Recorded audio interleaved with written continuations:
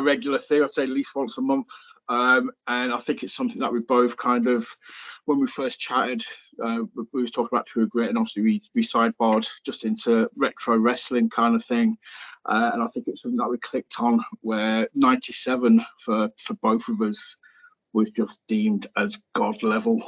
I think wrestling in 97 was just, obviously the Attitude Era was just starting, not sort of 98, 99 was the more mainstream. But yeah, 97 just planted the seeds. I think so, yeah. And I think we're going to see like a real transition from like sort of traditional WWF, I guess the new era that it was known as, into the Attitude Era. So I'm quite excited to see that transition. Yeah. For me, I think I was about 14, maybe 15 in 97. So it's, yeah, it was a real real sort of good bit of my fandom, I think. Just as I was getting older, but then wrestling almost aged with me, which was quite good. It's quite lucky in that respect that happened. The new generation was very sort of teen, sort of like, obviously it wasn't very good in the sense of like the characters and stuff, but it was very bright, very colourful. You could kind of see they were trying to grab that 13 to 16 demographic kind of thing. And then obviously as people grew up, like you said, you was bang on that perfect age where you would have been like 16, 17 as the Attitude Era kicked off. A bit younger. So I'm actually the same age as WrestleMania, or at least I turned the same age as WrestleMania in that year. So I would have been 13 when WrestleMania 13 happened, and then I turned 14 in June of that year. So yeah, 13 to 14 in 97. That is how old I am. So just before, very early teens, just craving that Attitude Era. So the perfect time to appreciate your Sables and your Sonnies and So right, we are going to sort of alternate between WWF and WCW, because obviously this year was sort of the key for the the Monday night battles, the demographics, the ratings, blah blah blah. WCW up to this point had been pretty much just smashing it. 97 was the massive turning point, and I think that starts with the Rumble. Then we've got Sold Out, and then so on and so on. So we'll talk about the Rumble. And I think the turning point comes in. Do you mean for WWF taking back over? Oh, that was like 99. It's 98. I think it's really when Mike Tyson gets involved a year later from what we're watching today. But at the moment, I think Nitro is absolutely smashing. Ratings, which is interesting. I was still a WWF guy. I still haven't seen loads of the Nitros and pay-per-views. So those ones, a lot of them will be first-time watches for me. So I'm quite excited about that. How about you? Were you WWF or WCW? Or WWF all the way through. It wasn't until I think probably 3-4 years ago I actually sat through WCW pay-per-views from 95 to 2000. Well, till end basically. I started from when the Outsiders turned up. So basically, like Bash of the Beach was the first big match, if I remember correctly, and then all the way through to WCW Greed. Or Greed. It was Greed, wasn't it? Yeah, it was the final ever pay-per-view. So back in the day, always been a WWF guy. Did not like WCW. I was kind of very. I was one of the idiot wrestling fans that I kind of look down my nose at now, where it seems very. It's like football. You've got a team and you stick with that team. Everybody else can do. I was the same. I was so brand loyal. And looking back, it's crazy. Like I almost would feel guilty watching WCW. Like I guess that shows like what a strong brand, like the effect it can have on people. Rightly or wrongly, but that was very much football mentality. Like I sort of heard about WCW and like I found it. Like I remember my mate telling me that Hulk Hogan had turned heel, and that was like quite exciting. But I still didn't watch it. Like I watched like the odd bit. Like if I can't remember what channel it was on. If it was on Channel 5, Bravo on it, or Bravo. Like or in like the adverts of Raw. But I never veered away from WWF. I was one of the hardcore loyalists all through. Same goes. But then obviously we'll touch on them when we get around to watching them, kind of thing. But yeah, as a wrestling enthusiast now, I go back to watch like WCW and like young Eddie Guerrero's, Chris Jericho's, Dean Malenko's, Rey Mysterio's, the evolution of DDP. I've always been a massive mark for Macho Man, so I finally got around to watching him in his WCW days. Wasn't as good as obviously the WWF, but it was different. So it might have been good, but it wasn't what I was used to. So yeah, there's a lot to look forward to when you do watch WCW '97.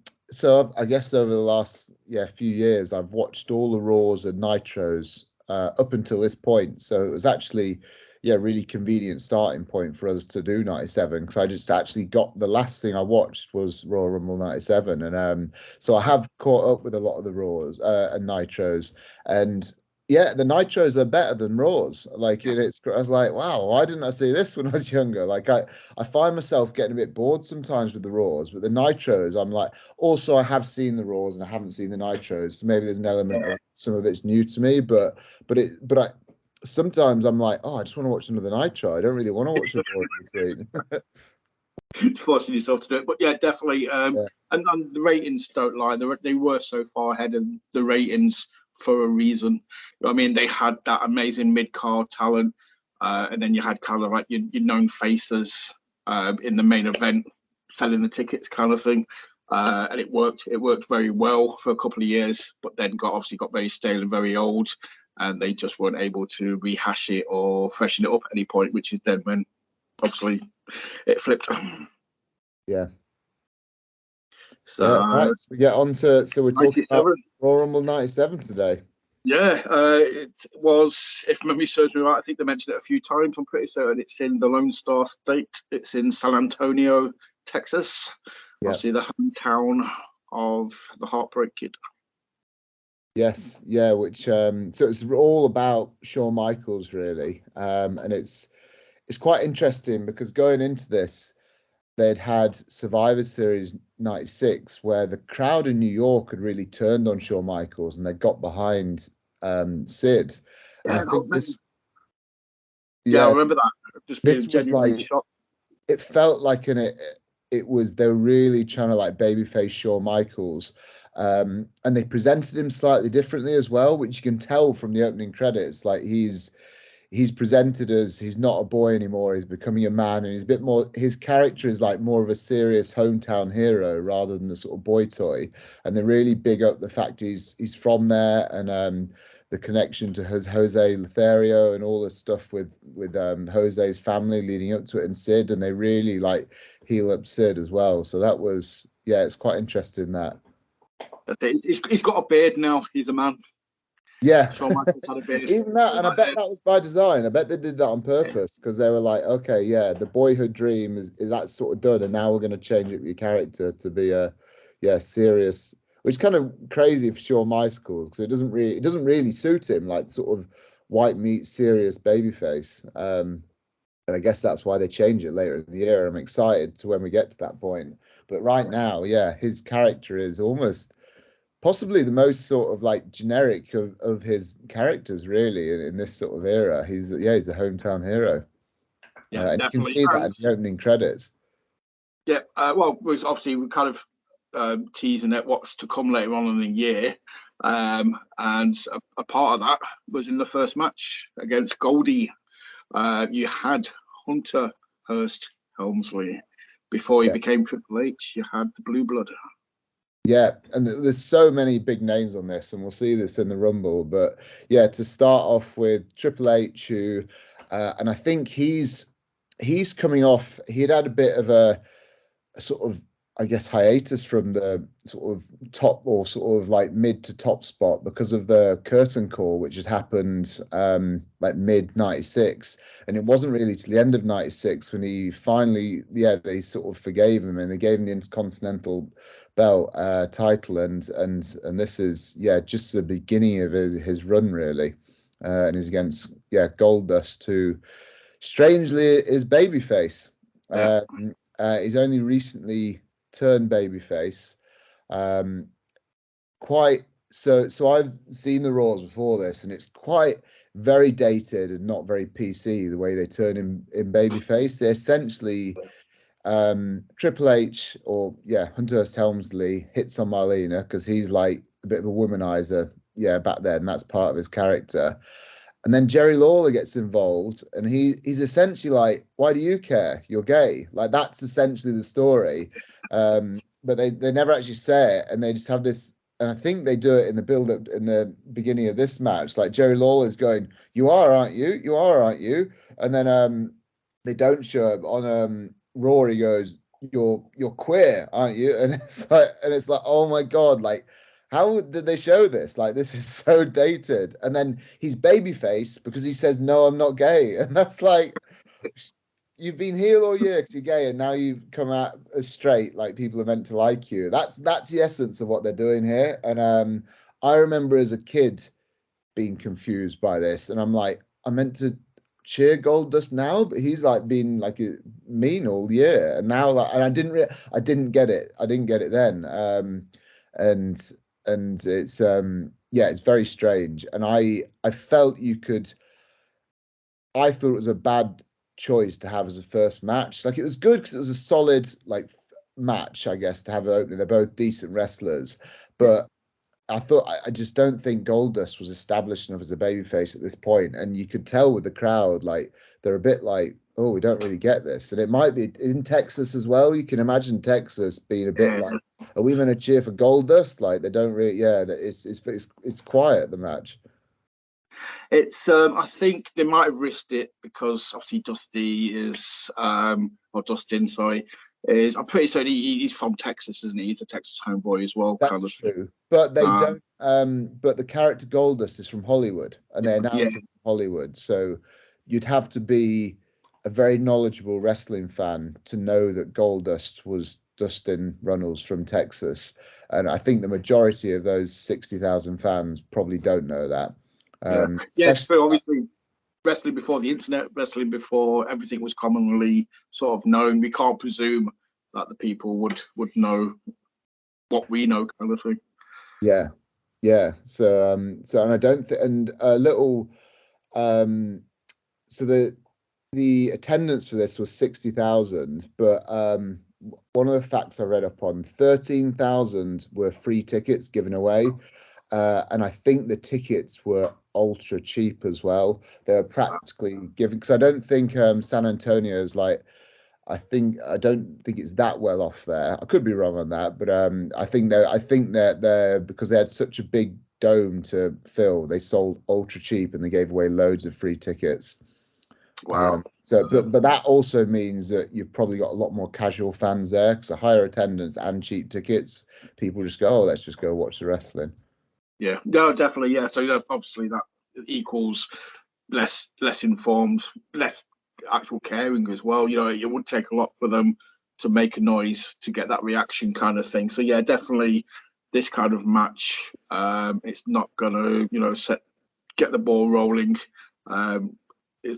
Straight away. It's not going to be what you would class now as like that first match, set the bar, everybody follow it kind of thing. The fans aren't going to be into it as much. I don't always, but I tend to. You'll have seen from my shows, Crash Boat go on a lot first, and that's by design, because they're such a high energy, popular babyface tag team, and they really just get the crowd into it.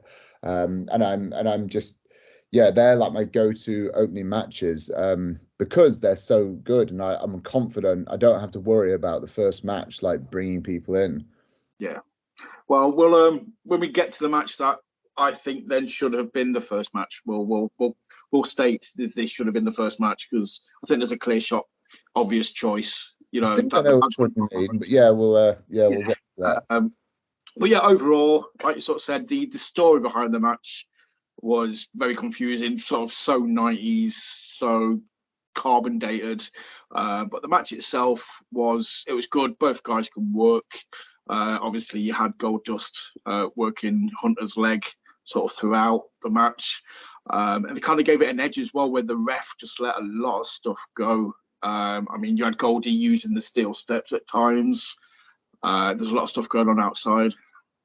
Yeah, well, that was a theme I noticed throughout the show. The amount of weapon usage in front of the ref is crazy, and that's really like this is that you can see this is the beginning of the Attitude Era because there's so many like interferences and weapons just being used.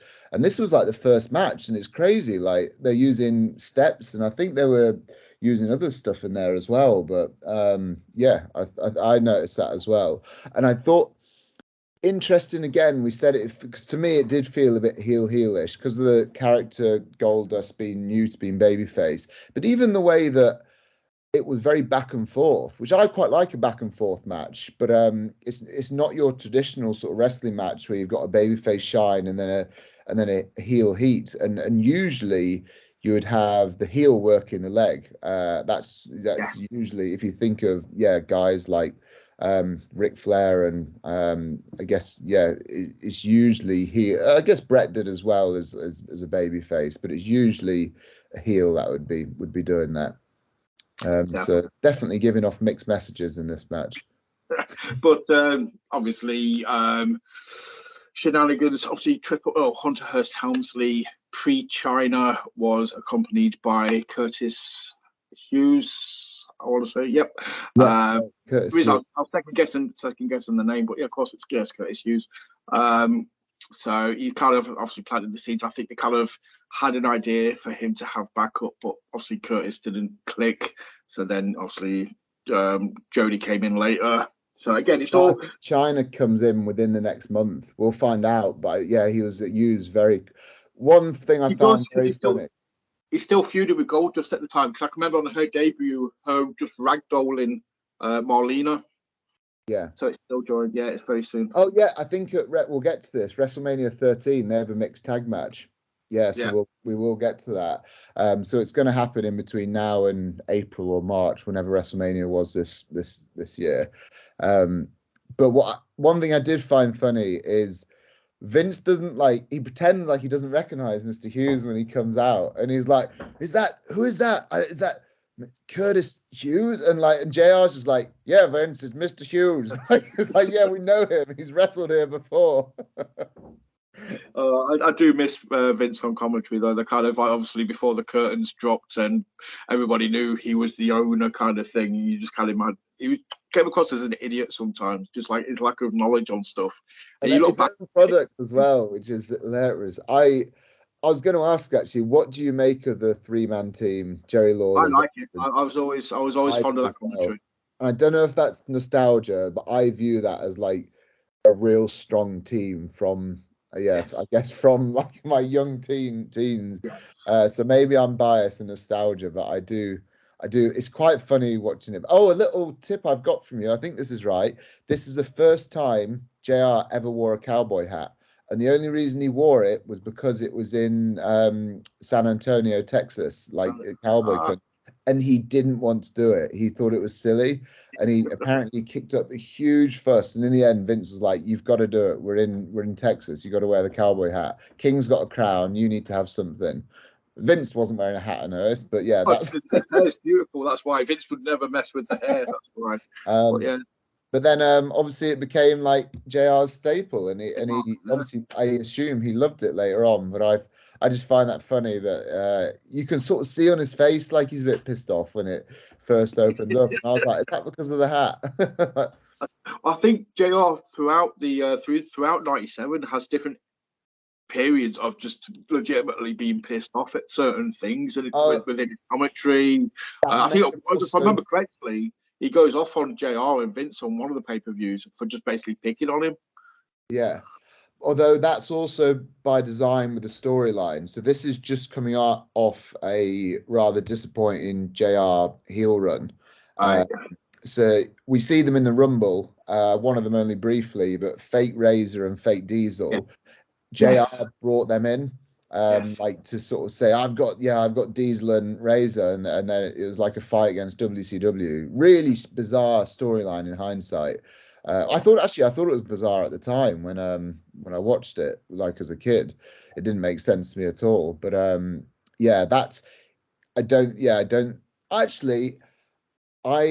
actually quite liked him as heel JR because he lifts back the curtain. He's one of the first ones to actually really like take a peek behind the curtain, and he starts having a go at Vince, like saying, "It's your company, Vince. So why are you letting him do this? Why?" So he's one of the first guys to do that, and I think people don't really, because people view that little heel run that he did as they associate it with Diesel and Razor. I don't think people think it was very good, but the stuff outside of the Razor and Diesel stuff, I actually quite like, but no one else seems to. And I don't think JR himself liked it because he doesn't like being a heel. But when I was watching the old Raws, I was like, that's really interesting. JR's like, it's Bret and Stone Cold do it a lot, and JR does it on commentary. They're the three that seem to really start to like bring Vince from commentator to like, yeah, he owns a company. Yeah. Well, break kayfabe as they would. Kind of classic. Yeah, they break the fourth wall, don't they? And that was quite exciting as a kid, because I sort of knew Vince was something to do with being the owner, but I didn't really know. And I thought like Jack Tunney and Gorilla Monsoon actually had positions of power. Legitimately getting mad at Tunney for like turning over a result or something. Or, yeah. Oh, damn you, Tunney.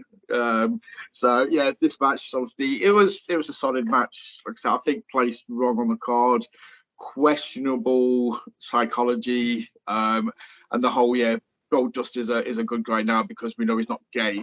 Obviously, not the best idea, in hindsight. Yeah, I think the storyline leading up to it was horrible, definitely, and I even thought that when I was a kid. Street Fight, I believe, was next. Was it the Street Fight? What racing? We had promos, didn't we? Let's do. How are we doing it? I've marked them out of 10, but I can change that to your rating system if you. 10-5 for me, dude. I'm quite happy. I mean, just have a quick look at my notes. I've got everything listed. So we had Triple H gets put. Yeah, so we had a Bret promo, then a Mankind promo. Yeah. So that first match, and I'm not sure. I kind of feel I'm being generous. I gave it 6.5. I think maybe a 6 now in hindsight. I would say 6. Now we've talked about it, I think what rating we would have given it originally. I think after talking about it, some might go up in ratings depending on how enthusiastic you are about something. It might make me more enthusiastic about it, or vice versa. I think 6, and I think because I think the finish was actually a bit poor as well. It was distraction, but it was like 3 different distractions, and it was kind of, I think Mr. Hughes may have been in the wrong place. Oh, a little bit of JC trivia for you. I have spent a month training with Mr. Hughes years ago. Really? Yeah, of all the people to be trained by, like everyone's like got like really fancy trainers, and I'm like, yeah, got trained by Mr. Hughes for a month, and but it was at the old WCW power plant, so that was cool. Yeah.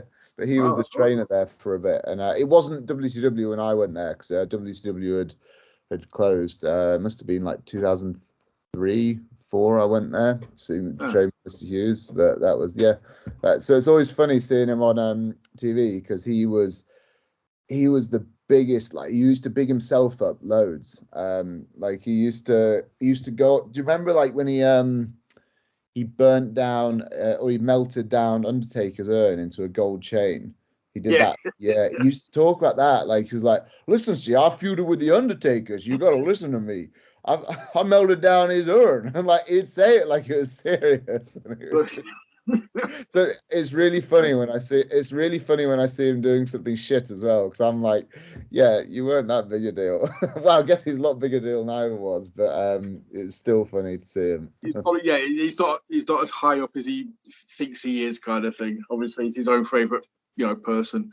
Obviously it's a Rumble. We're gonna see various people throughout bigging up their chances of winning the Rumble. Obviously the first person is Bret. We get a Bret backstage promo. He's just sat looking very cool in his glasses on a chair. I thought that was funny. He was wearing the sunglasses indoors. I like the way they're building Bret, and you can see this. Well, we see this at the end as well, but there's a slight heel edge to him the whole time. And the 97, I think it's Bret and Stone Cold that make the year for me. Like, the slow build towards Bret's heel turn and Stone Cold's babyface turn, which we'll see at WrestleMania, it's just perfect. And then throw in like Bulldog and Owen as well. Like, they're sort of they're like Bulldog hates Stone Cold even though he's a heel, but they still hate Bret, and like it all just they're setting little seeds now, and it all comes together like later in the next few months, which is I love slow build storylines like that. You've got one of my top fives ever turning up very soon, and that's Pillman. He just completes the whole package for me. Brian He's Pillman. here at the moment. He's already debuted Pillman. Of course, yeah, but he's doing commentary and stuff, isn't he? Yeah, he's injured. He came in injured. And he's only. And Stone Cold he Pilmerized his ankle a few months ago, so I think he might still be out. But that happened on Raw a few months ago. That's it. Sorry, yeah. Well, I mean, he joins like the Hart Foundation, doesn't he? Yeah, that happens like when So he's not wrestled yet, but his first wrestling is when he joins the Hart Foundation. You're right. But yeah, Pillman for me is he's up there, so I'm looking forward.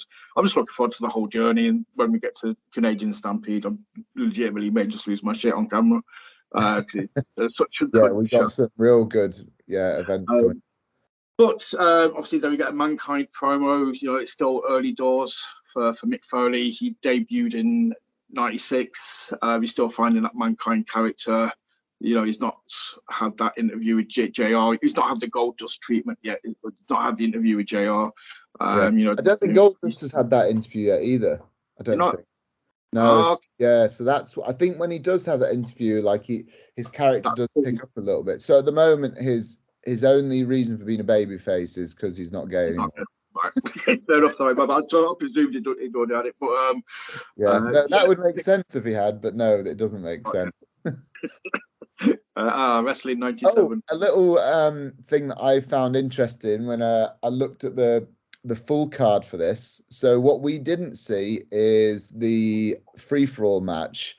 I wrote it down actually, but there's a mini match, and one of the teams is Mini Vader and Mini Mankind against Mascarita, Sagrada Jr. and La Paquita. I don't know who they are, but it's a mini match. But what I found interesting about that is Mankind and Vader are soon to become a tag team on the main shows, and I never realized the Minis wrestled as a tag team before they did, which is quite funny. That's cool. So, like testing the waters, like say just see how the costumes look next to each other. Yeah, that's cool. That's right. Because it's actually this show that you can see that they're going to be put together, and we'll see that in the third match when Paul Bearer comes out. But so that just made me laugh because the Minis were seen as a team before the biggies. Mini wrestling, another '97 throwback that can kind of be very questionable. Well, also it's very Mexican minis, isn't it? They have a lot of minis there, and all the names I don't recognize in the dark matches, which I'm looking now, are all Mexican wrestlers. We see that in the Rumble. We're obviously going to see the 6-man tag with the Mexican wrestlers. So I think they must have brought in a load of Mexican wrestlers to maybe appeal to the local market. I think they're all AAA talents, weren't they? So they obviously did some sort of partnership with AAA whilst they was in their back garden. It's probably trying to get the rub off of both. Get the loyal AAA fans to come to Mania, come to Rumble, and so on kind of thing. Because you can imagine them being. So basically, it was the Forbidden Door before the Forbidden Door kind of thing. So street fight. Ahmed Johnson versus the first incarnation of the Nation, which is a very different. It's not a street fight. It's just you think it's a street fight because they're using weapons again, but they shouldn't be. Sorry, it's just a normal. Because they make reference to the ref not disqualifying Farooq because Farouk's going at him with a belt at some point. Yeah, but also Ahmed does win by disqualification because it's a run-in technically. Yeah. Yes, yeah. So not street fight, but they make reference to it. They're taking it to the streets, kind of thing. I think in the commentary very early. So that's what got me going. Yeah. But you had Crush in this Nation. So I find it weird that Crush is in the Nation. Like he doesn't really, because it's meant to be like a Black Panther group, isn't it? And it's the way that Farouk's dressed and all the sort of extras they've got, and Crush is. Like he's an ex-prisoner, and he couldn't look more sort of like biker, white supremacist in prisoner if he could. Not the sort of people. he's got cornrows though, so maybe he's got some heritage that he's black. But it felt like they were just like, oh, Crush could be in a gang, so we'll put him in Farouk's gang. Whereas obviously they split them up in later in the year, and they do sort of have a biker gang, a Latino gang, and Farouk's black gang, like Black Panthers. But it's it's weird seeing Crush in there because he doesn't really sort of fit. Well, it's not just Crush; it's the two guys that do the intro.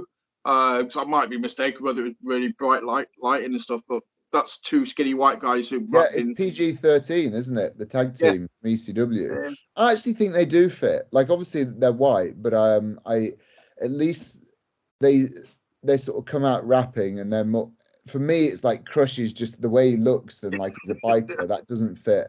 I get what you're saying. If it was meant to be a proper like Black Panther style thing, which I think it is, and even like some of Farouk's comments, like it's meant to be that, and I think it maybe they actually put those guys in to be like, okay, this isn't a complete race thing, which I suppose is quite sensible because it's really going, which is interesting because in a film that would be fine, but in wrestling where it's sort of like meant to be, people take it as real a lot of the time, it perhaps wouldn't have been fine. So that's maybe that is why they did it.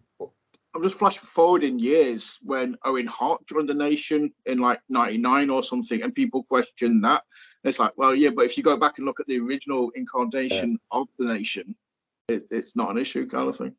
When and this is jumping ahead in the year, when the Rock joins the Nation, he makes it very clear that it's not a race thing. I remember reading about that in his book. He's like, I didn't want it to be like a race thing. I just, it was my opportunity to turn heel, and these are my reasons. So he was obviously conscious of it as well. But Farouk definitely wants to be doing I don't know if he wants to be doing it, but he's definitely playing a Black Panther role and playing it good.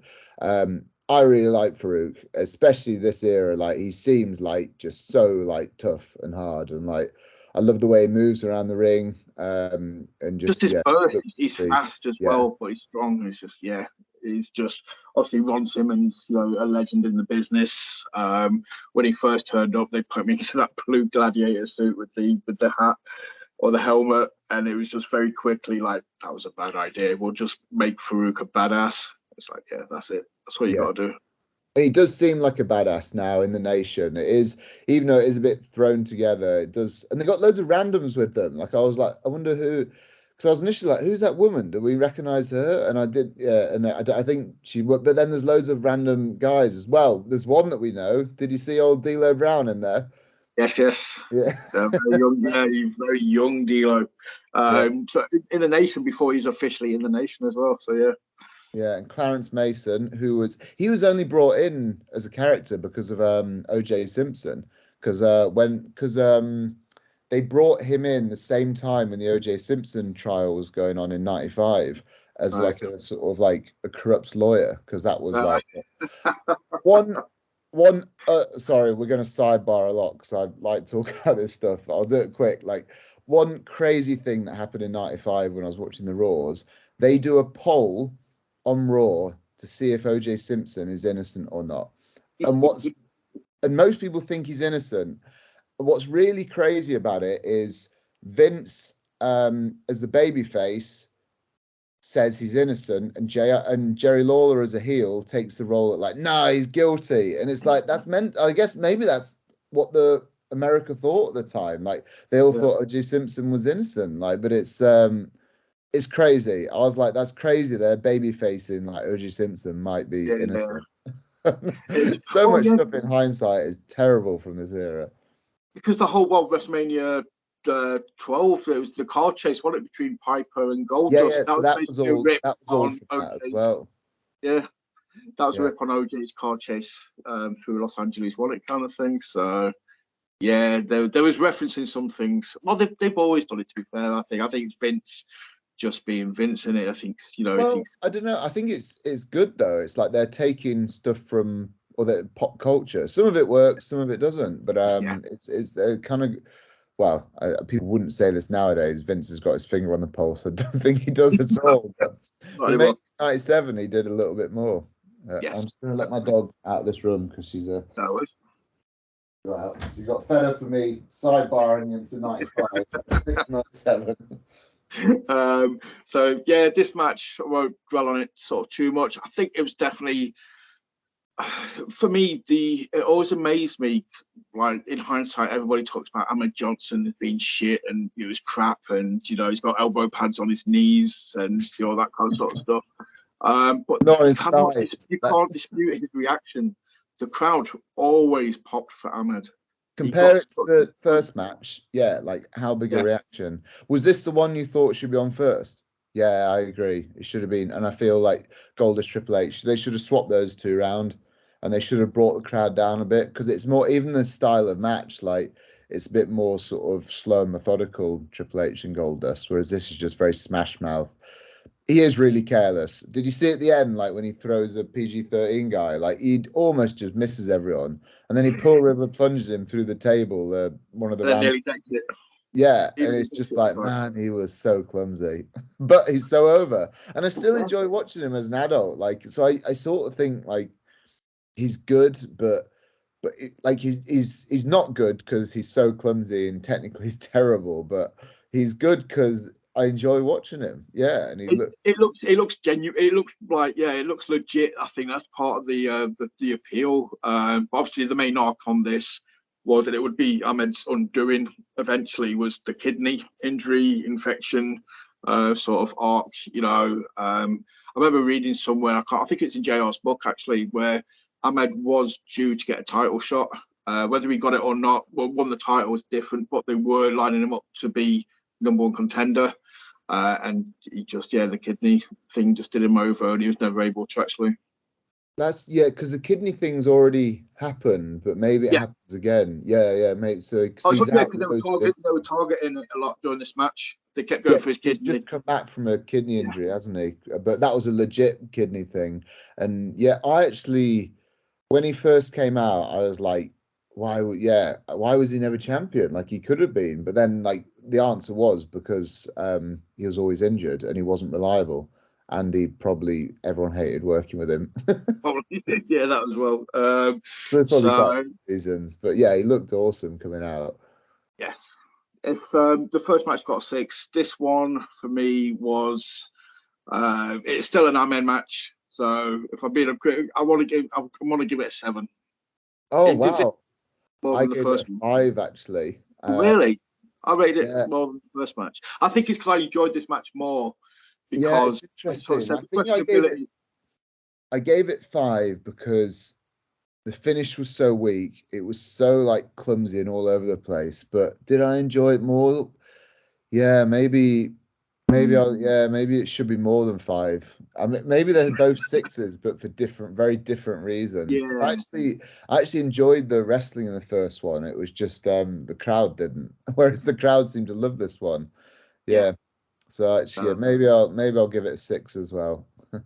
6.1. Yeah. Just because it's been the first match. I think your first match should always be better, as we discussed. So with us both saying this match should be the first match. Yeah, I don't think I can't go as high as a 7 for this. I'll go. Well, you'll probably find as it goes on that I kind of like I'll shoot myself into a corner. I end up having to give another match a 10 out of 10 because I can't go any higher kind of thing.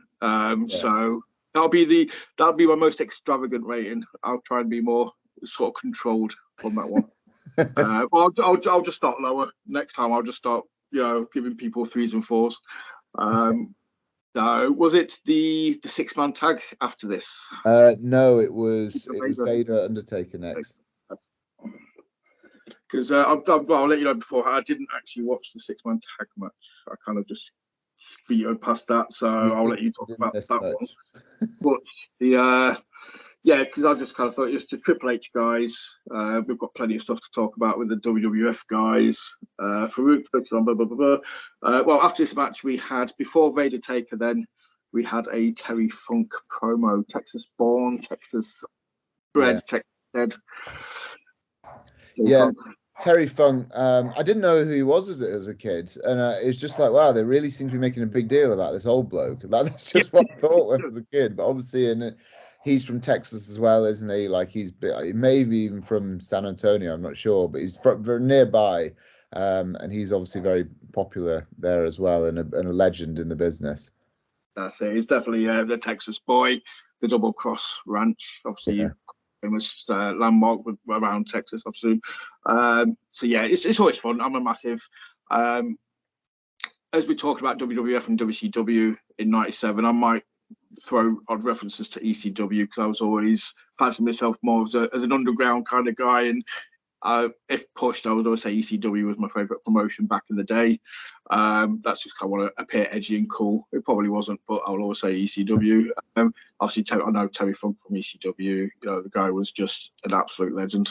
So yeah, when I saw him in this, and whether he debuts back at the end of the year or it's early '98, we might just miss out on the good old Chainsaw Charlie. But hopefully, we get to see him before we stop doing this. I think Chainsaw Charlie is. It may even be Rumble '98, or it may be the Raw afterwards. No, it's the Raw afterwards because he comes out of that box.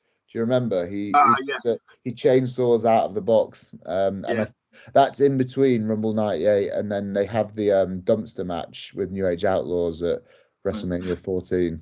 Chainsaw Charlie is in Rumble '98. I think he just kind of he just appears afterwards as well, but he's in the Rumble as Chainsaw Charlie. Oh, maybe that out of the box comes before then. Yeah, because that's definitely Chainsaw Charlie is his debut is on Raw coming out of the box, and he changed. Just missed it then. We might have to elongate into '98 at some point, just so I'm sure we'll see how '97 goes. If people like it, I'm up for doing '98 too. Terry Funk awesomeness. Vader versus Taker. Obviously '97 Taker was kind of recharged. It's coming out of a feud with obviously Mankind has helped to breathe new life into Taker, in my opinion. He's really of a strong '96. He had strong '96 because he had '95. He had like people like King Kong Bundy and everyone from the $1 Million Corporation, which was a lot of stinkers. It was bad. It was very bad. But yeah, '97 Taker. We'll see throughout the year. You know, he has some baggers. He's developing the character. He's got a little bit more dark. And Vader for me is just a perfect foil for somebody like Taker. Taker's the big guy height wise. Vader's obviously wider, and it's just both guys get to do what they do very well. And just Vader was always underappreciated for me. Yeah, I think he was underappreciated, but I do also think he was a step off in this match. I felt he was. You can see he's not in the best of shape here, and I don't think he was. He has a great showing actually at the next event, the Final Four, but I just felt he's a bit of a step off here.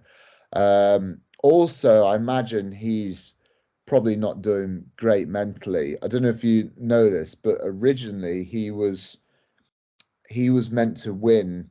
He was meant to be in Sid's spot. So SummerSlam was meant to be the first match. Shawn Michaels wins. Then Survivor Series, Vader was meant to get the belt because the event before this, and I think they refer to it, it's called "It's Time," which is Vader's catchphrase, and it's still called that, but Vader's not. Vader's not main eventing it against Bret Hart like Sid did.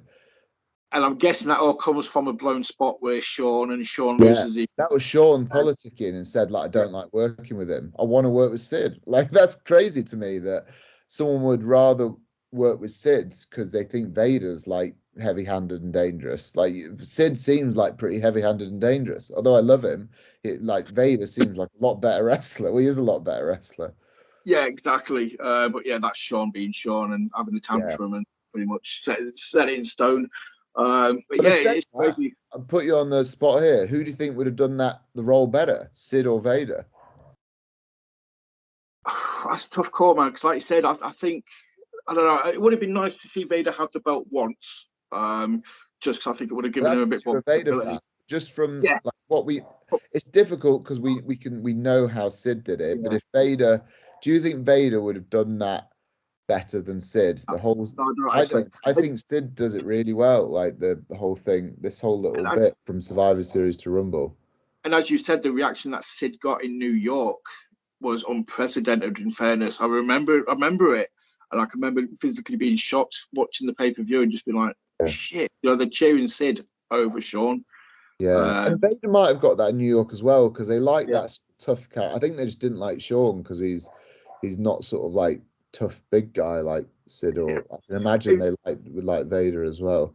Yeah, yeah, and I think Vader might have got it, but Sid always to me kind of looked like a generic maker wrestler. You know, like how people say about Brock now. Back in the day, for me, Sid was that if you made a wrestler like in some crazy sort of weird science kind of way, it would look like Sid. Yeah, see what you mean. Yeah, if AI created a wrestler. Yeah, it would be Sid. Sid was just like the ultimate package for like as a wrestler and as a fan, as a young fan. You saw Sid, man. I would have, if I'd met him in person, I would have just run off screaming. Yeah. Yeah, definitely. I do. I've got a soft spot for Sid, despite his clumsiness as well. But yeah. But the match between Taker and Vader, you know, she says, "Oh, I did put my notes. It's the only time I've ever seen him do it. I might be wrong. I just don't I know remember what you're going to say. Yeah. The leg drop. Oh, Taker's leg drop. There's a spot near the start of the match where Vader bends over to do like a back body drop or something, and Taker just. It's a famous. Yeah. I wrote that down as well. He does like a spinning famouser, and I was like, "Is that the first famouser that was ever done?" Like people think it was Billy Gunn. It was Taker did it against Vader. Yeah, and it looks so smooth and so fast. It was just the momentum of it.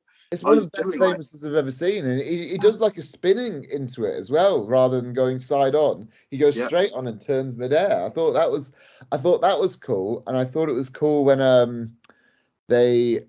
when he reversed old school as well, because you don't see that much. I thought, oh, that's good. They did that. I also liked. I just thought it was random that Vader like did Undertaker's guillotine on the rope at the beginning of the match as well, but just because Undertaker always did that in the match, so it was interesting to see Vader doing it.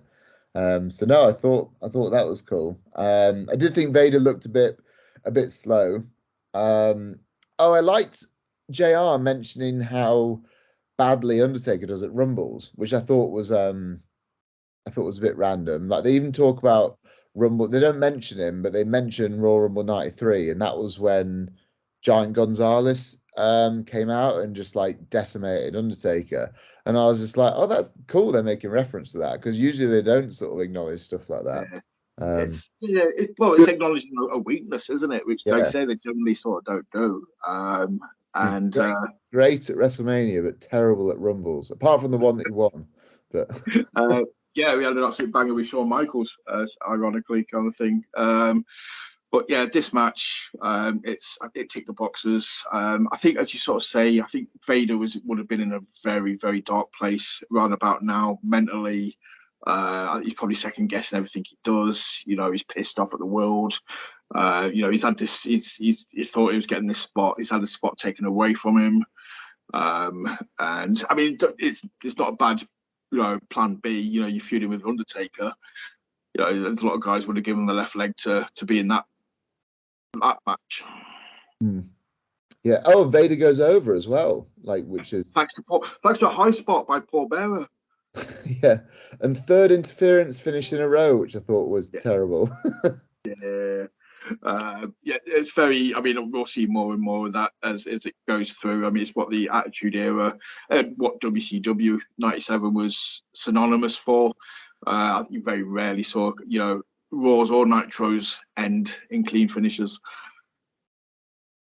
Yeah, a lot of that. So, what are we saying for this? I think probably better than both the first two. This one, but still not. I'll say 7.5. I've got to up it, so I'll go 7.5. I still don't think it gets to 7, but I think I think we're consistently getting better. Yeah, that's it. Actually, I'll actually 6.5 for the Ahmed match, so it's slightly above the Triple H one for me. So that fits in. It should have been the opening match, and this match gets a 7. So yeah, right. I'm leveling things out a little bit now. So 7. Oh right, okay. I'm not sure if it gets a 7. See, I still think the first two were 6s for very different reasons. This is 6.5. I think everything's been distinctly average so far, and the finishes really let them down. I like starting at 5. Sorry. I should have started over 5. This could have been a sneak. Maybe should have gone 5.5, 6, and 6.5. So after, but yeah, this match for me, obviously, like you said, you teased the Paul Bearer thing. He came out. Obviously, he was with Mankind at the time, as you mentioned before. This was very much a tease of the future team in between Mankind and Vader. Also, I suspect they didn't know. Well, they definitely. I'm sure they didn't. They didn't know Undertaker was going to win the belt at Mania at this point. Yeah. Yeah, because I think that they sort of did that last minute because Shawn Michaels gets injured, and it was meant to be Bret winning the belt off Shawn Michaels, wasn't it? Yeah. I still think it was. I suppose they didn't feel Stone Cold was in a position to be having a title match yet, and possibly wasn't, so they put it with Undertaker and Sid. Yeah. Which means that we got that Bret Hart Austin match. So but Bret and Austin could have been for the title. That could have been for the title because Austin doesn't win it actually. So you could have had Bret as a champion and go out as a champion, but they tend to like doing happy ending. Yeah. That was still when WrestleManias. If you look back at them, it was a Vince thing where the good guy always won. I think it's WrestleMania 2000 was the first one where the heel actually retained the belt or won the belt. Yeah, all previous Manias, the good guy won. Is that true? Is it every Mania as a good guy won? I think you're right. Yeah, I'm just 2000. Yeah, because it was. Yeah, because even 9, like Bret loses and then they have Hulk come out for that very reason. Bret wins 10. Yeah. Yeah, 11's Diesel, 12 Shawn Michaels. Yeah, all the others are Hulk Hogan in some shape or form. So yeah, you're right. It's WrestleMania 2000 where Triple H retains, doesn't he? Again, that 4-corner match. Trips was the first one to break that rule. Where the Triple H fans out there could either say it's because he's awesome or he was banging the boss's daughter. I'll let them just. Yeah. So now we get the Stone Cold promo though. He's calling everybody son and just being generally angry. I love this era of Stone Cold. Like he's on fire, isn't he? I love this promo as well because it's very different from nowadays where they sort of expect the camera to be backstage. He's like, get that camera out of my face. Like, I just think that's good that it just seems more real when they do it. And it's just like they've got a camera there and it shouldn't be there. So you're getting to see stuff you wouldn't normally see. Whereas now it's so formulaic with the backstage stuff. Yeah.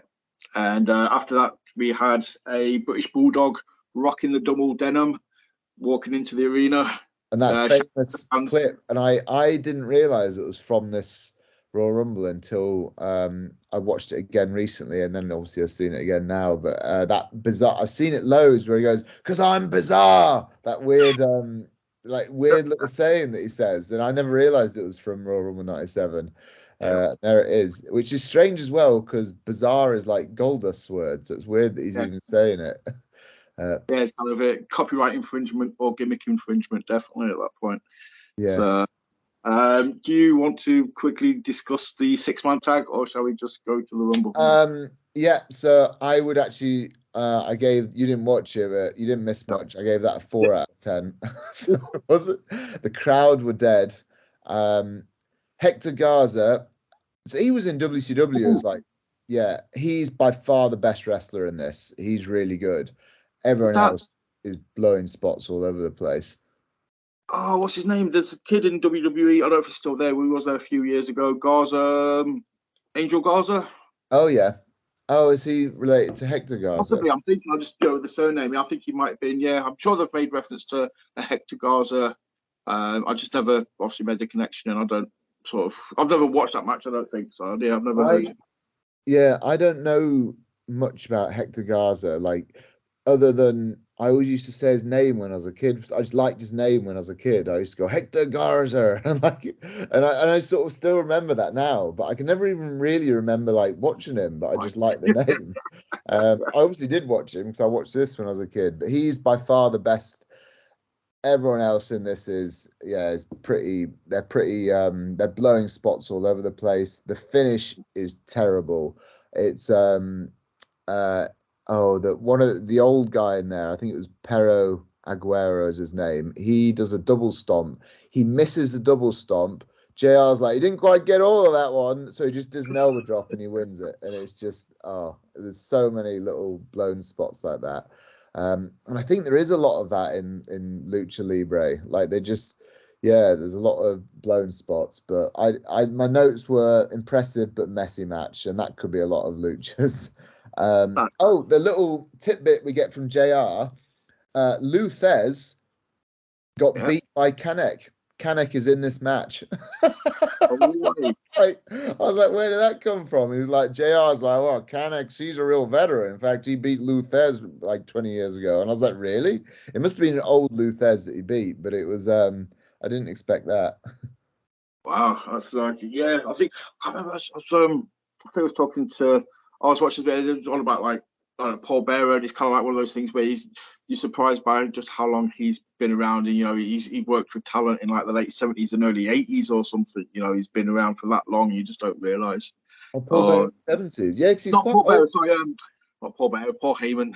Sorry. Oh right, Paul Bearer. I think he was probably 80s. He started mid 80s. I imagine. He was Percy Pringle with the blonde hair, wasn't he? Maybe early 80s because he joined WWF in 1990s. So usually they've got quite a few years under their belt before they get to that stage. So we will go to the Rumble. I thought it was a good Rumble. We'll go into more detail, but just to kind of summarize it straight off. Yeah, man, I like this Rumble. I thought it was good. It adds got that balance of quick eliminations at certain points, and then lengthy runs. And there's just a bit in the middle, which is just gold. For me, it's still one of my favorite highlights from any sort of WWE show. And obviously, I'll tell you what it is when it happens. But yeah, I think I know what you're going to say. It's a timeless moment. And you're just like, no. We'll get that was in my notes. We'll get to it. It starts off with the the very urban Crush. Yeah. As number one, and Ahmed Johnson as number two. Yeah, and and then we get Fake. We've talked about Fake Razor before. He doesn't get a good showing at all, so they're really just. He don't even get music. He came out with no music as well, and it's like, wow, he's gone to pot straight away. Is this guy? I know, and really, like of all the things, like you should at least give Fake Razor his music because his music's great. Exactly. But yeah, he came in at number 3. He was the first guy eliminated. I'm pretty certain. I didn't put down the times, but I did put elimination orders, and I don't think he was around for too long. JR isn't bothered about Razor at all. And that what's interesting, JR was almost like their manager like a month ago. So and he hasn't officially broken from that. So I think he's just trying to like I'm not part of this anymore. We're backing up. Clearly felt uncomfortable about it. Then all of a sudden, Ahmed's jumping the top rope, running down the aisle like a crazy man. It takes the camera a second to kind of reposition. It's like stupid finish, but it kind of works. It's Ahmed Johnson. Like. He's running after Farooq. And then we've got a Godwin. Phineas Godwin comes in at number 4. Yeah. And then the man himself, this is his. I want to say it's his first Rumble. I'm pretty certain he turned up after 96. He's in 96. I could tell you when he debuts. It's December 95. He comes in. I think he even comes in. He may even put the $1 Million Dream on Santa Claus. I think that's like one of the first things he does. Oh, that might be wrong. No, that is wrong. I think I'm getting confused. $1 Million Man.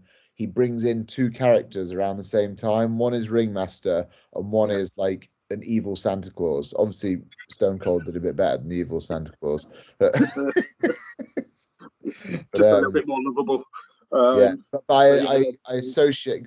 He brings them in like almost at the same time. I think Stone Cold's just afterwards, but he was a ring. So I suppose Ringmaster was in night. So technically, you're right. Ringmaster was in the Royal Rumble '96, not Stone Cold. So this is Stone Cold's first Rumble. I'll take that. Then we've got Bart Gunn. Comes pegging it. One interesting thing. I didn't remember that Stone Cold was number 5.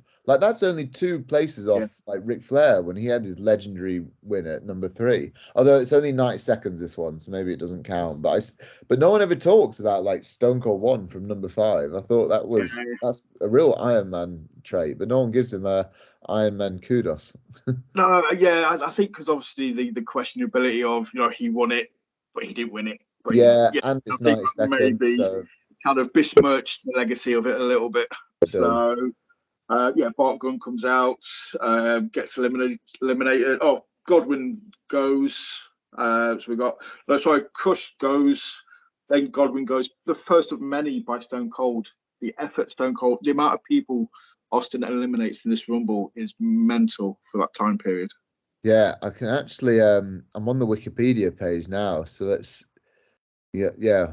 1, 2, 3, 4, 5, 6, 7, 8, 9, 10. 10 eliminations. That's a third of the Rumble, and not Yeah, including himself. It's over a third because you can't eliminate yourself unless you're Ahmed but Johnson. three of those were after. I That think was 3 of those were after the questionable moment. So whether it's gonna give it to him. The refs didn't see it. I'm taking Jerry Lawler's role. yeah, fully agree, man. I'll take that. So then, yeah, Wikipedia says he won it. He's in gold. Bret's not on here. There you go. It goes in the books as Austin. It was Austin. Bart Gunn goes, and then any obviously fan of the birth of the Austin 316 moment will pop a little bit as Jake the Snake comes out, and they make reference to it being a rematch from King of the Ring '96. Yeah. Jake Roberts is really pivotal in Stone Cold's rise. Like he's really the beginning, and I just feel like he's really giving to Stone Cold. I think Stone Cold likes working with Jake as well. I think they've both said that in interviews. But yeah, well, it's not like they've had like amazing matches or anything, but just yeah, I feel Jake's very giving. And I just I like seeing them wrestle because I'm fans of them both. I actually thought it was quite cool how Jake has his arm and he's doing his old arm thing, and Stone Cold like sort of beats him down or punches him, but he just won't let go of the arm. And I just thought and I'm like, oh, it just makes, I love stuff like that. It makes it seem so much more realistic. And yeah, I like it. Yeah, when there's stuff like that in matches, it makes it feel. It's attention to real. detail, and like you said, it's just those little bits that just kind of make it feel more legit, make it like a little bit extra special. So yeah, obviously, I like the fact that he was deemed as a grizzled veteran at 42 years old. Oh, when God. now you're like, that's pretty much most guys, in the peak kind of thing at the minute, kind of. Yeah, you look at the guys around. So yeah, Jake Snake's followed by British Bulldog. Obviously, the big up Bulldog's reputation in Rumbles, the fact that he nearly won it. Was it the '95 one that he got beat by Shawn Michaels? Yeah. After that famous finish. And I'll just quickly run through some of them until we get to like key points. I've just put a masked dude. I didn't bother catching the names. Piroth is his name. Piroth. I'm cheating now. I'm on Wikipedia, so this isn't me just with an encyclopedia. There was Hunter Hearst Helmsley. Yeah, he wasn't in very long. No, he did very well considering who it is. Yeah, he was 12th eliminated. So yeah, he was 12th in, and he was the 12th person eliminated. Yeah. So then it's the Black Heart, Owen Hart. Next. Yeah.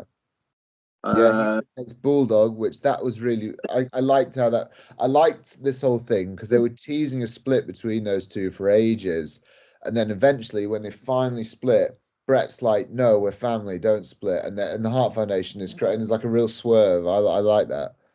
Yeah, that was clever. I remember that. Spoil. I'm giving a lot of spoilers to people watching if they're not aware what happened in '97. I don't think we're going to get new viewers to the product, so I think we're all right. I think it'll be people joining us on our. They'll be interested in reliving it with us, I think. So yeah, but yeah, spoiler alert. Apologies if you've never watched anything from '97. Probably not the best thing to watch. Go and watch everything in '97 before you watch another episode of this. But watch it with us. Yeah, watch it with us. Watch it before each episode and then listen to us talk about it. I like it. Participation. So Triple H, Owen Hart, then Goldust. So obviously we kind of got to relive some of the Triple H Goldust match from earlier. You've missed one guy I really want to talk about, Mil Mascaras. He came in before all those guys. Oh shit! Sorry, yeah, I missed Sultan as well. I missed Rikishi. Sorry, Yeah. Oh yeah, Rikishi. Yeah, I'm running from one Mass Dudette 9 to Mass Dudette 11. So apologies. Yeah, I kind of missed Sultan out. Yeah, Sultan. Yeah, obviously. Yeah, AKA Rikishi. Pre-Rikishi. Mil Mascaras. I thought possibly the worst outfit of the night with his weird, like, or best, I don't, whichever way you view it, with weird, like, mirror tights. I thought, like, they were very sparkly and very odd. Especially because I've read, like, Mankind's book where he talks about how he never sells Mil Mascaras, and you could see it. You could see it. He gets spine busted by someone, and he just gets up. I'm trying to think. I can't remember who it was. Who's in at this point? But it's Bulldog. like, I see Bulldog gets. Oh no, he gets heavy with Bulldog. He throws a clothesline at Bulldog and pretty much just shovels him down. It's not, but it's Sultan. Sultan spine busters in, massive Sultan, and he just gets up, goes in the corner, and Sultan goes for him, and he just reverses him and starts doing his chops. And also he eliminates himself, but he doesn't actually. Technically, he won the '96 Rumble. Nice. Because he doesn't. He goes in between the second and third. No one knows this. He goes to the second and third rope, and then he climbs to the top, and he does a dive to the guy outside. So to me, he's not going over the top rope. Like if he climbed to the top turnbuckle and jumped to the outside, but you went through the second and third to get to the top turnbuckle, does that mean you've gone over the top rope? I don't think it does. No, I wouldn't. No, I wouldn't. Sort of. That would be a massive note to me on that one. I think maybe we should start a petition. Mil Mascaras won the 1996 Royal Rumble, especially with the controversy at the end. I mean, that could have been have him versus Curtis Axel, and we'll just let one of them. Sort I of, was going to say, imagine Mil Mascaras main event in Mania that year against Sid instead. Oh God, not selling Sid. Like banging into each other. It's like, yeah, that's not happening. Triple H. Mark Mero makes an appearance at 16. Yeah, his stock's gone way down because he was like a real top prospect all through '96, and he's not in it very long actually. He's only in it for like 4 minutes, and he gets eliminated by Stone Cold. And none of these are like really like they're not cheating eliminations by heel. Stone Cold's just dominating everyone and chucking them out. It was the same as Triple H. Mark Mero in at 16. 16th eliminated, so it's the same entry number and elimination number. Latin Lover is the only name I put because they just kept saying it over and over. So I was like, I know that guy's name. I'll put his name.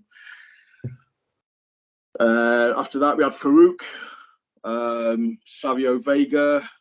I think did we get to the bit now? Yeah, where after Vega and Road Dogg bit as well. Yeah. Yeah, where basically Austin, they're coming in, Bob, Austin's getting rid of them, sat on the turnbuckle, doing the watch thing, like 4 years before he did it during the invasion. I do that now. Like when I haven't got a watch on, like I think Stone Cold, like especially when I'm like backstage at a wrestling show. I'm not on many wrestling shows now. I am this weekend actually, but when I got my wrist tape on, I look at it and I think I view it like a watch, and it's purely because of this moment. That's it. So yeah, so we've got Savio. We've got Jesse Double James. J, the original Double J. Yeah. The genuine Double J, not the fake Jeff Jarrett. What do you think of Jesse James? How old were you when you watched this, if you don't mind me asking? I didn't watch it. I wasn't watching it at this point. I kind of stopped watching it. So I kind of went back. For the first time I watched it. Slightly older than me then. Yeah. It was, well, just a shout out. It was the Hell in a Cell Taker Mankind match that got me back into wrestling. So that was the first after WrestleMania. I gave up on wrestling after WrestleMania 9. Okay, so big gap. Yeah, big gap. Then I went back and kind of watched stuff. So I was probably about 21 when I first watched this. Was that because of WrestleMania 9? There's a lot of shit on that show. Yeah, pretty much. I was like, I'm done. No. I actually love that event, but a lot of people don't. If Hogan's going over Bret, that's it. I'm out. I don't like where this is going. I can't support this anymore. So that was it. I was done. I dipped my toe back in for WrestleMania 10 because it was Owen versus Bret. I really wanted to watch that match, but that was just a one. I was a one-night stand with wrestling for a few years. But yeah, obviously we get Jesse James. I thought you could tell he had something. You knew at some point if they just found that right gimmick for him, he would click.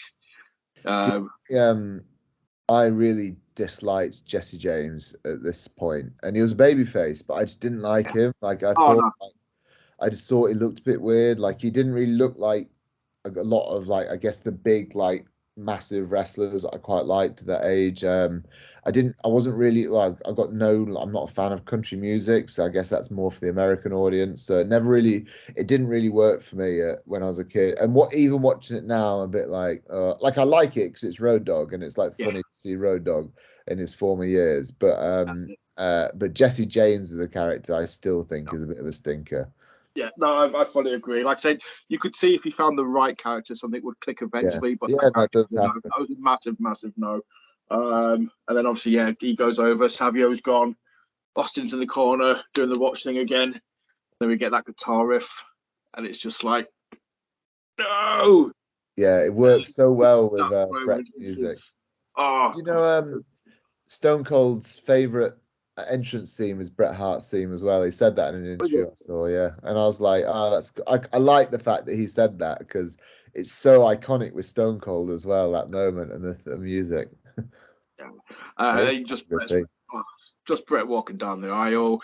I was always like saying, it was him losing at WrestleMania 9 that made me throw in the towel for numerous years. I was a massive Bret guy back in the day, in my youth. I never was when I was younger. I thought it was a bit boring. I love him now. I'd almost say like probably him and Stone Cold are probably my favorite wrestlers now. But as a kid, like I just found him a bit boring.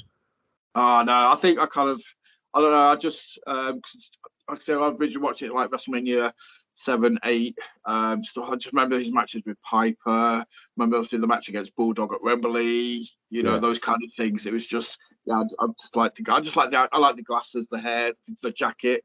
I was kind of had my jacket over my like just like that kind of just walking down like that. It's just like I think I liked a lot of his matches, but I don't know. I did because those matches you say, and I really enjoyed them as when I was younger. But I remember also thinking around this time when he turns heel, I think because he's always whining and complaining, I think a lot of how I felt about him really was probably why he did so well with the heel turn. Like I sort of not I was like because me and my mate, like we just really didn't like the Hart Foundation.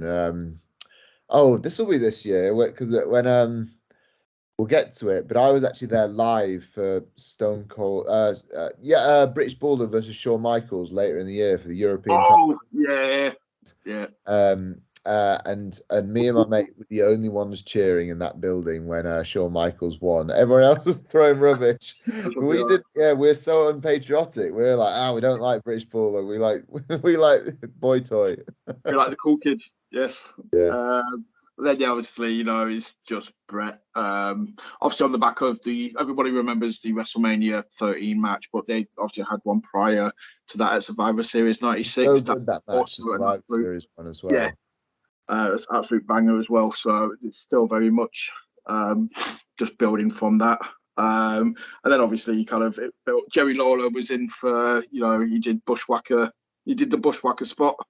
It was a good spot though. I like that. Yeah. So the bits that I remembered when I when I knew I was watching this, the bits that I remembered before I watched it were the Stone Cold bit with the watch, obviously the Stone Cold finish, and this Jerry Lawler bit. For some reason, this really stuck out to me as a kid. Stone Cold and Bret Hart, and maybe Bret Hart was involved, but the Jerry Lawler coming in and then going out straight away. I always remembered that bit. I love the fact that he sells it like he totally forgot he was in the Rumble kind of thing. Like he doesn't even remember being in the Rumble match himself. Yeah. But, oh, maybe I should have been in. Oh, I'll be in it next year. Like, yeah, King, what you on about, mate? You've been in it. But isn't he pretending to forget because like he's a heel? He doesn't want to. Yeah, and that's like a little extra layer to it, which is funny. It's almost like sort of double meta. You need to acknowledge it. No, it won't happen. If I don't remember it, it didn't happen. They've got Diesel, or obviously Glenn Jacobs as the fake Diesel. Yeah. I'll run through the last lot and then we'll talk about obviously the last few 5. So yeah, Diesel, it's a banging last sort of 8. So we've got Diesel, Terry Funk, Rocky Maivia, still wearing his very questionable gear. Yeah, you got some real legends.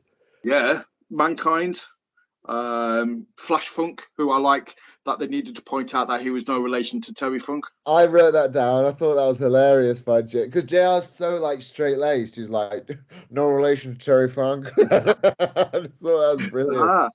Just in case. Then obviously got Vader, slight dip when Henry Godwin, then Taker. I got a soft spot for Henry Godwin though. Like he's quite good. Like watching, like he's obviously the good one in the Godwins. And I quite like some of his stuff. But yeah, he never got to quite the status of some of the others there. Yeah, in comparison, not to besmirch him, but when the other names that I've mentioned, there's a slight blip. Yeah.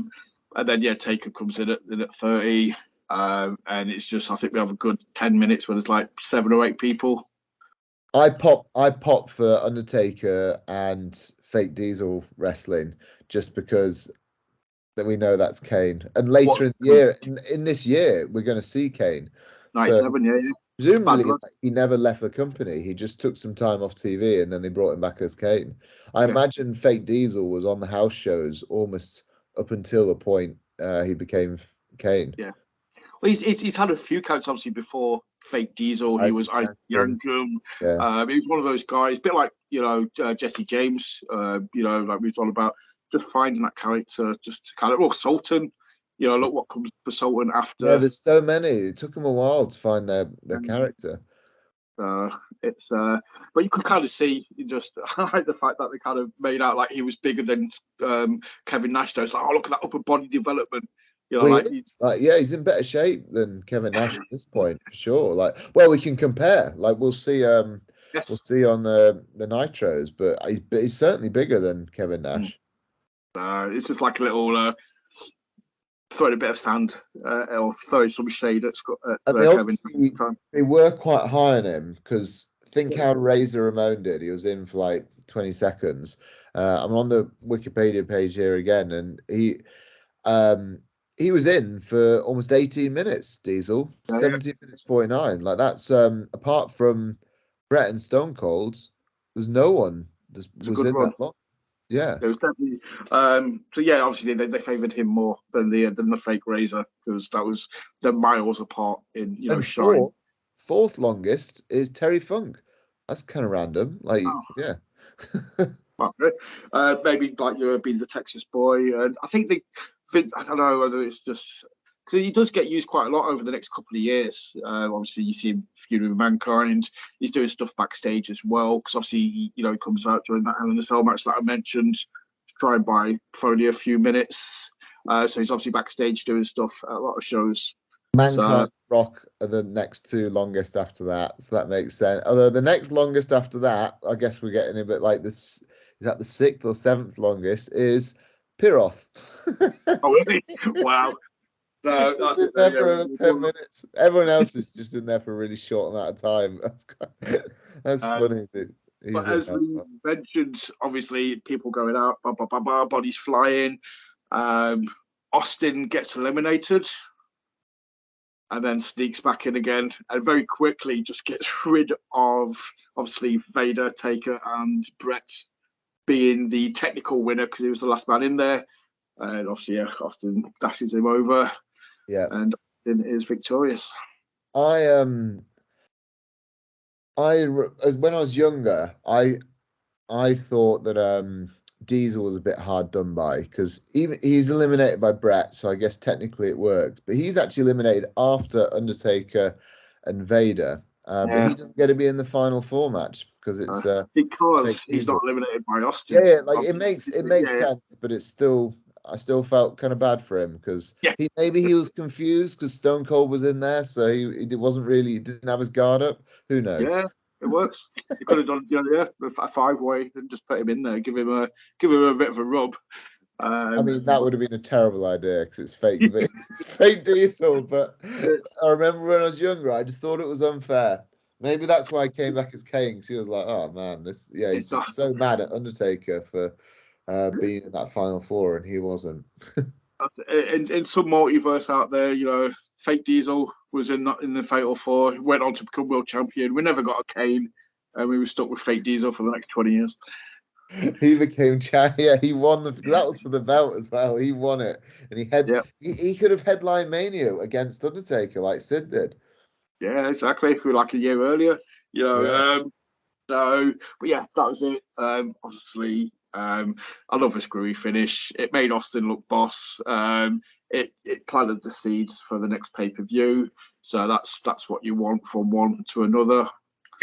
I didn't remember it was how well they do it with I couldn't remember how the refs were distracted, but it was Terry Funk and Mankind brawling on the outside. I just thought that whole thing, like the timing on it, was because there's been some real like bad interferences and stuff on this show, and refs clearly seeing stuff. I thought this particular ref distraction was done very well. I really liked it. Yeah, no, definitely. And like I say, it just fit perfectly. They're all going that way to try and separate these two maniacs. It's going to take one or two refs. It was the perfect two people to use to get everybody over. Perfect storytelling, which is what it should have been.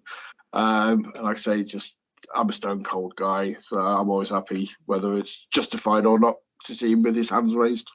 So that takes us to the title match. Before we do, it's harder to rate a Rumble because you sort of have to rate them against other Rumbles, but I'd say it's probably my favorite match on the show. It definitely was because it's a Rumble.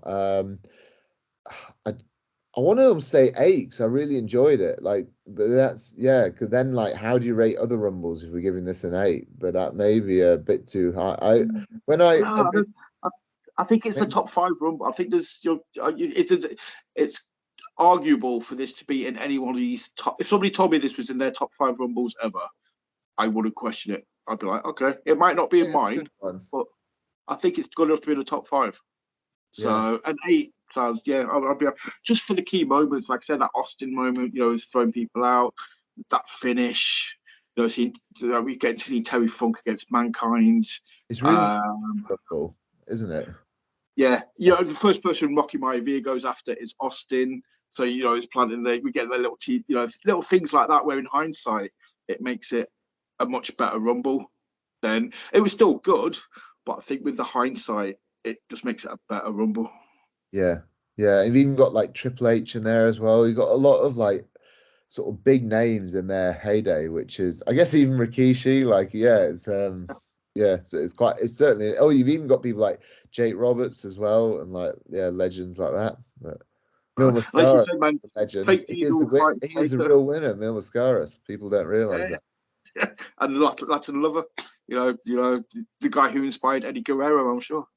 Yeah. It's. I would say an 8. I would agree with you on 8 for that one, definitely.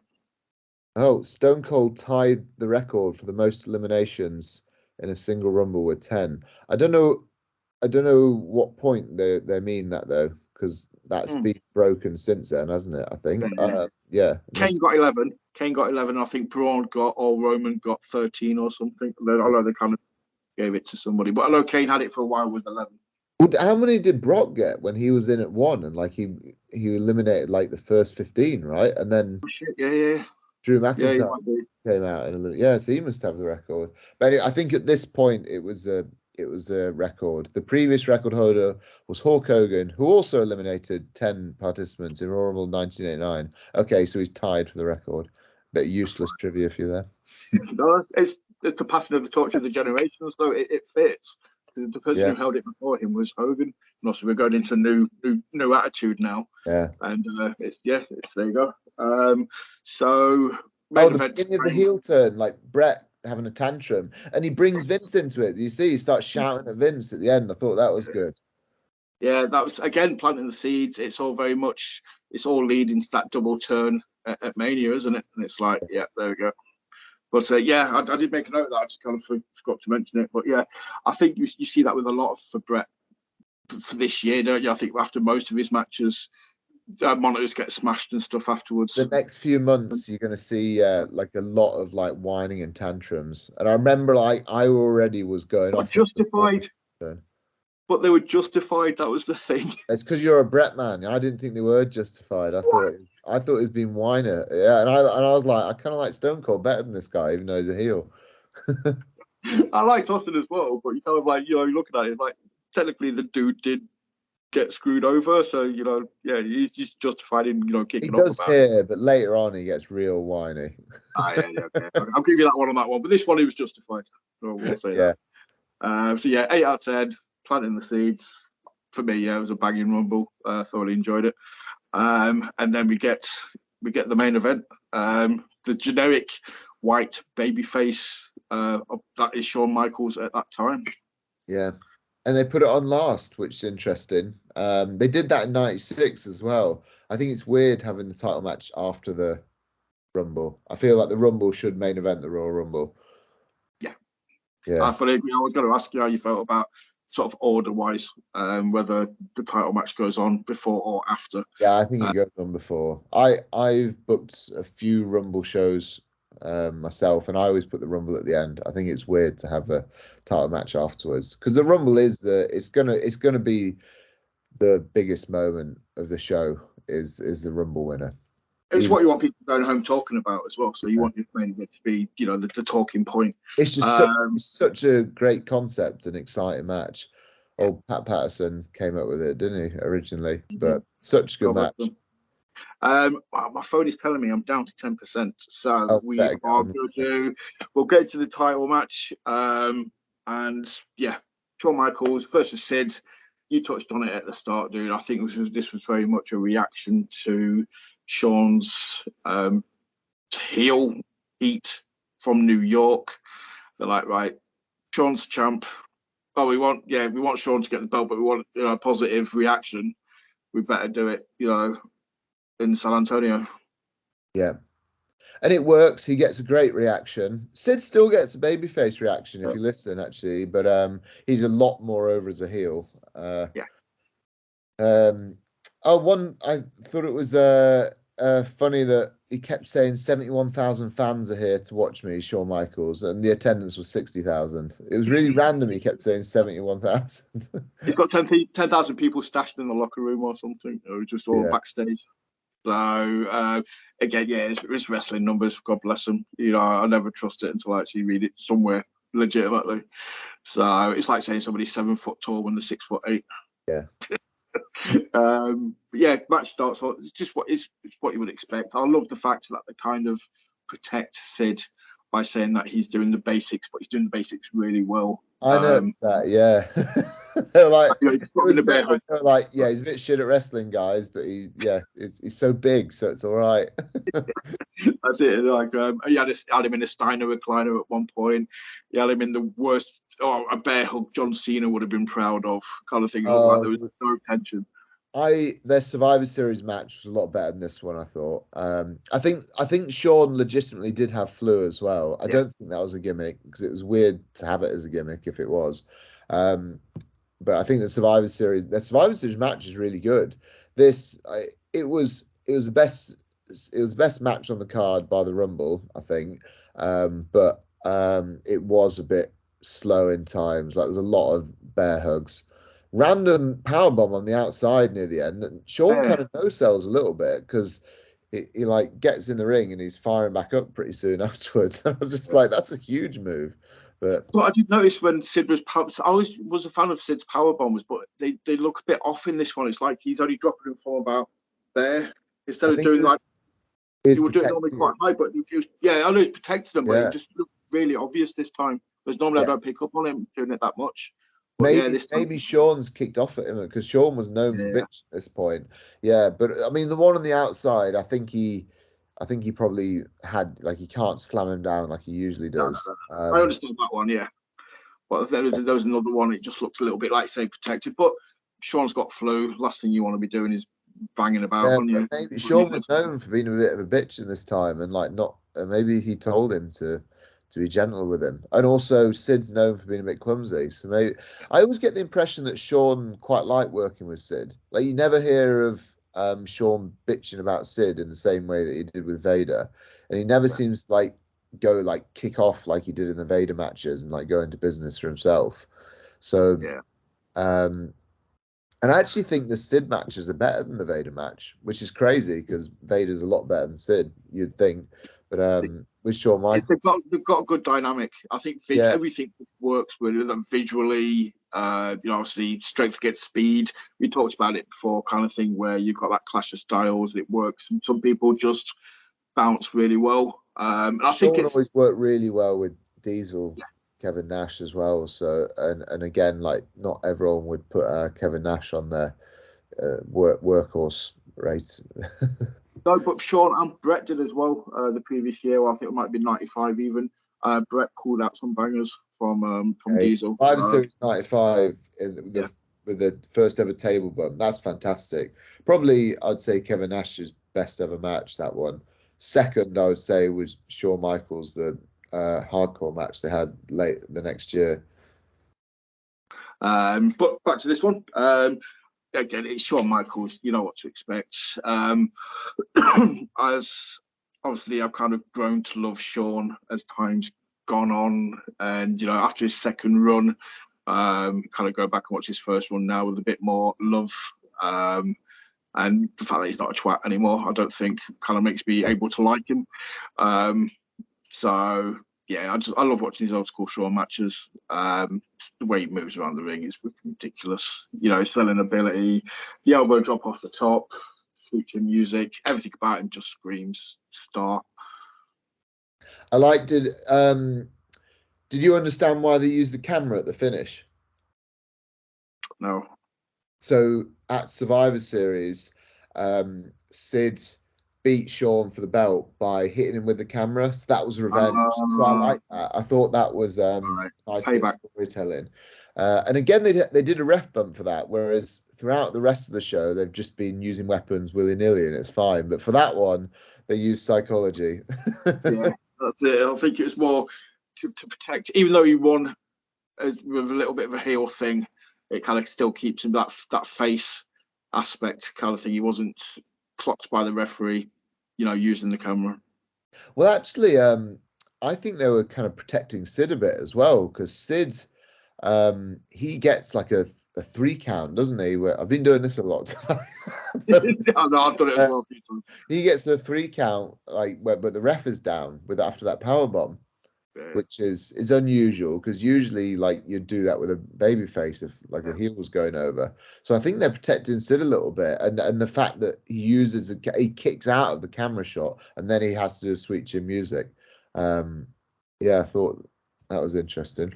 But yeah, overall, if again enjoyed the match. Sid, like I sort of said, he gets a lot of leeway from me. Kind of go into his matches and enjoy him probably more than I should, because it's Sid. Yeah. Shawn Michaels is Shawn Michaels. I'm never going to sort of sit here and pick fault with anything he does. Yeah, the high spots were good. The only bit that I just found it like there was too many rest holds and bear hugs and stuff, which let it down a little bit. And that may also have been because Shawn had flu and was knackered.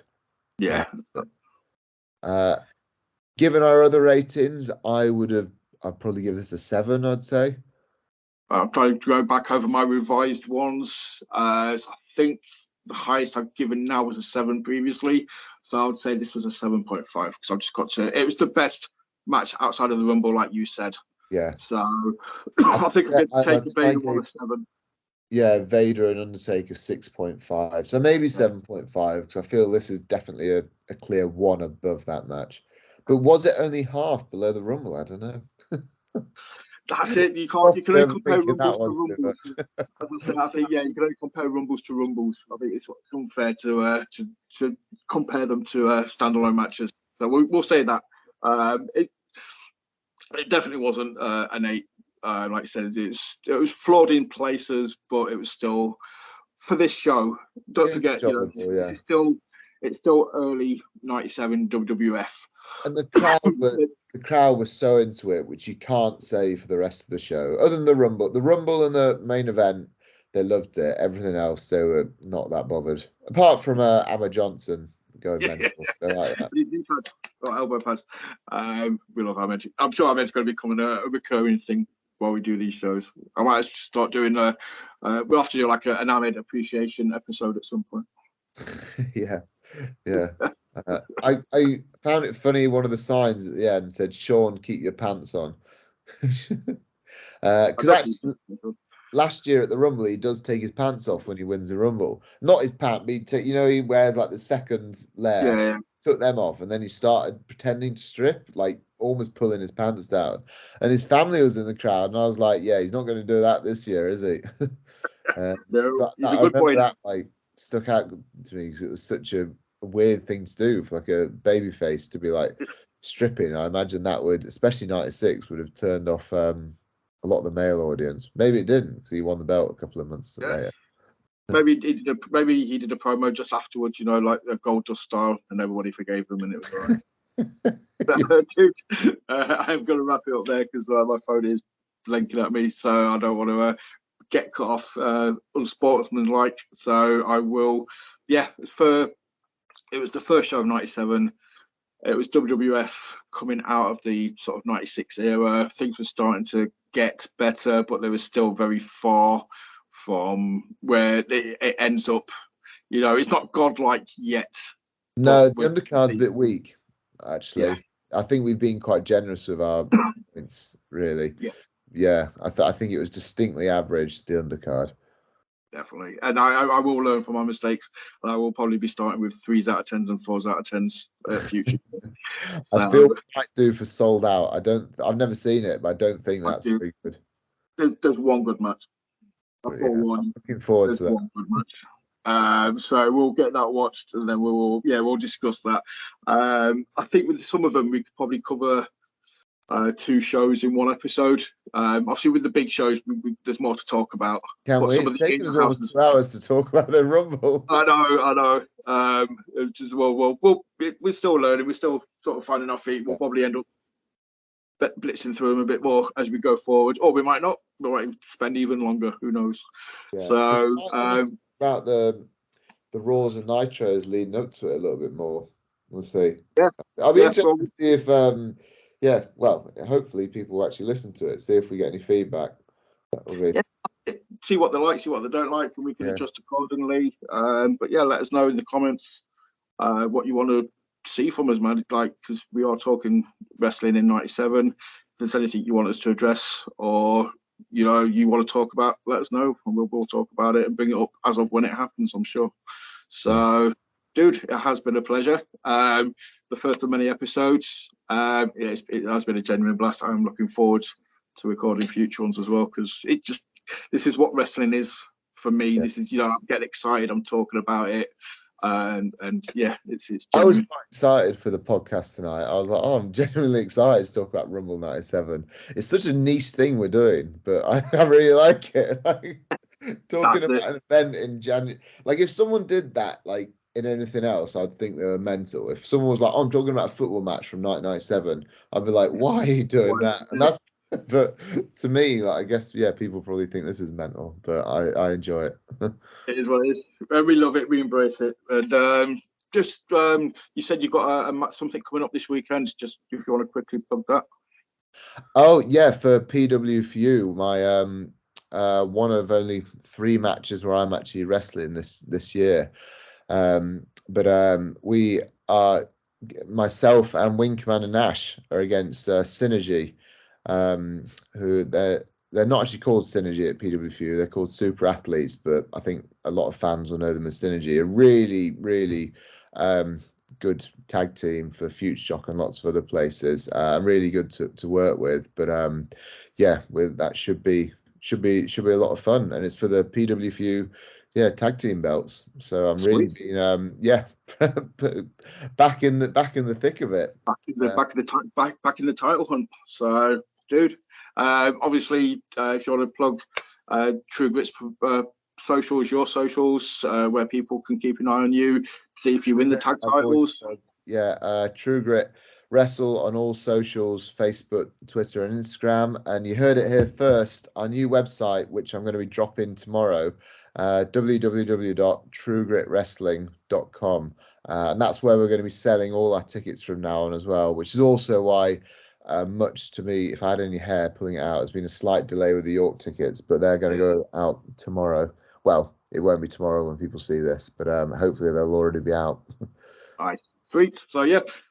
Thank you for watching this. Go now forth and buy a ticket, because by the time this gets uploaded, they will be on sale. And yeah, I'll see you in York in June. And dude, look forward to talking to you again. July 8th. July 5th. I admit it was June for some reason. Oh, that's fine. That gives me a little bit longer to prep for another True Grit month. So that's fine. Oh, if it was June and I didn't have tickets on sale yet, I would be stressing quite a lot. Pulling mustache hairs out. Yeah. Dude, thank you. It's been a pleasure, and I will let you go. Enjoy the rest of your night, and we will talk again very, very soon. Oh, you too. Yeah, great speech. Don't go anywhere. Yeah, don't do it again. Let me just stop.